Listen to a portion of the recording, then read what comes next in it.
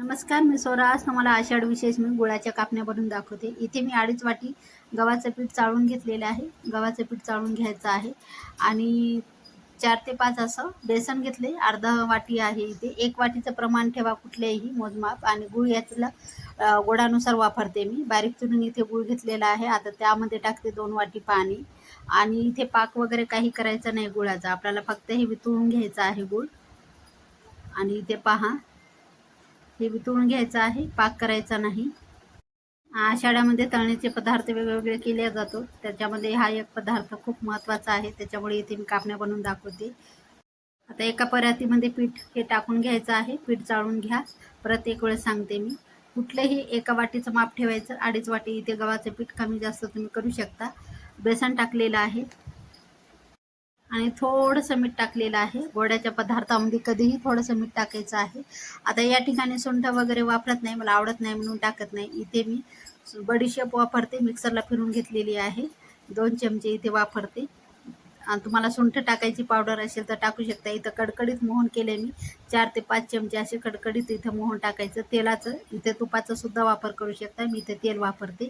आता हे छान एकजीव करून चमच्याने नंतर गुळाचं पाणी टाकून एक घट्टसर गोळा तयार करून घेणार आहे. गरम असते त्याच्यामुळे अगोदर हे चमच्याने करा. नंतर मस्त पाणी टाकून गुळाचा आपल्याला हे घट्टसर पीठ मळून घ्यायचं. याने काय होते, गुळाच्या कापण्या कडक वातड होत नाही.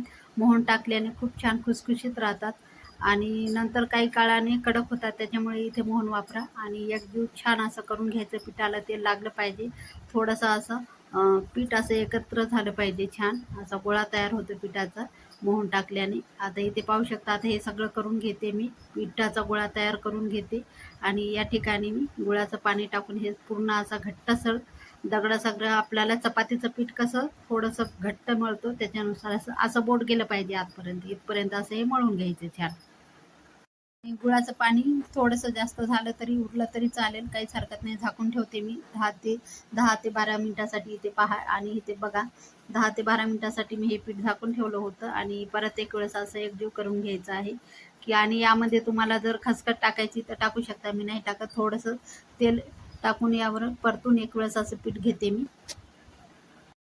आणि यामध्ये मी खसखसचा वापर सुद्धा करणार नाही, कारण काय होतं, ते वरच असतात, तळल्या जात नाही बरोबर. आणि कसं ते लवकरच खसखस करपल्या जाते. त्याच्यामुळे इथे खसखस काही लावणार नाही आणि टाकणार सुद्धा नाही. त्याच्यामुळे तुम्हाला आवडत असेल तर पीठ आपल्याला हे हुंडा लाटताना तुम्ही त्याच्यावर हे टाकू शकता. आता थोडंसं तेल घेते मी आणि हे लाटून घ्यायची छान आपल्याला पोळी. या ठिकाणी तेलाचाच वापर करा, पिठाचा वापर करू नका. कारण काय होतं, पिठाचा वापर केल्याने तेल खूप असं करपल्या जाते त्याच्यामुळं. आणि गरज पण पडत नाही. जरासा घट्टसर असं तेल लावून घेतली, पोळी लाटून घ्यायची छान. आणि एकदम पातळ करायची नाही, थोडी जाड ठेवायची पोळी. आता इथे पाहू शकता अशा प्रकारे हे. आणि पोळपाटनं लाटणं हे असं फिरू फिरू हे लाटून घ्यायचं आहे. आणि पहा इथे इथपर्यंत अशी जाडीला ठेवायची.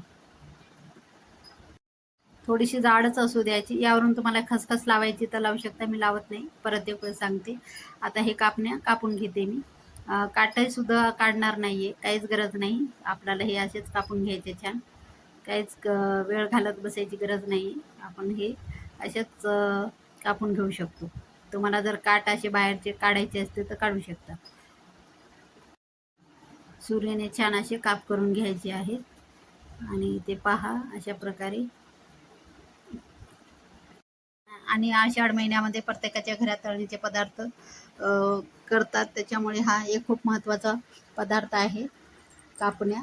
आणि इथे पाहू शकता अशा प्रकारे हे करून घेतलेले आहे. इथपर्यंत असे एकाला एक चिटकतात ते काढून घ्यायचे, चिटकत पण नाही. आणि इथे पहा असे झालेले आहेत. आणि इथपर्यंत अशी जाड ठेवली होती चपाती. आणि पहा आता तेल गरम करायला मी अगोदरच ठेवलं होतं. तेल इथे जास्त वापरत नाही आहे मी. जेवढं लागेल तेवढं तेलाचा इथे वापर करते. जास्त कडकडीत नाही करायचं आहे. गॅस लो टू मिडियमला ठेवायचा. आणि इथे पहा अशा प्रकारे टाकून घ्यायच्या आणि तळून घ्यायच्या या कापण्या. तेलाची अशी वाफ निघाली पाहिजे इथपर्यंत असं कडक करून घ्यायचं हलकंसं, जेणेकरून जास्त करपल्या पण नाही. आणि इथे बघा वाफ निघते तेलाची. इथपर्यंत असं तेल गरम करून घ्यायचं आहे आणि मस्त अशा तळून घ्यायच्या.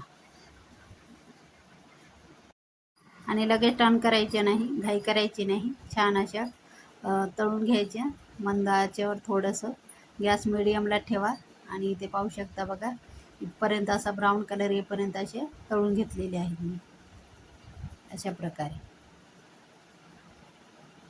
आणि तेल हे पूर्ण असे झाऱ्याने हे हलवून घ्यायचं आहे. आता परत एक वेळ दाखवते. आणि एकमेकांना चिटकल्या तरी काहीच हरकत नाही, ते आतमध्ये मोकळ्याच होतात तेलामध्ये. एकावर एक टाकल्या तरी घाबरून जायची गरज नाही, चिटकून जातील किंवा काय, ते आपोआप मोकळ्या होतात.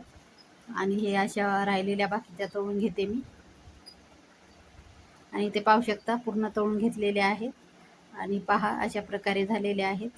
आणि अशा प्रकारे दिसतात ह्या कापण्या. नक्कीच करून बघा, 7 ते 8 दिवस आरामात टिकतात, वातड अजिबात होत नाही, नरमच राहतात. आणि मस्त अशा करून बघा. नक्कीच आवडली असेल रेसिपी. लाईक करा, शेअर करा, कमेंट करा, सबस्क्राईब करायला विसरू नका चॅनलला नवीन असाल तर.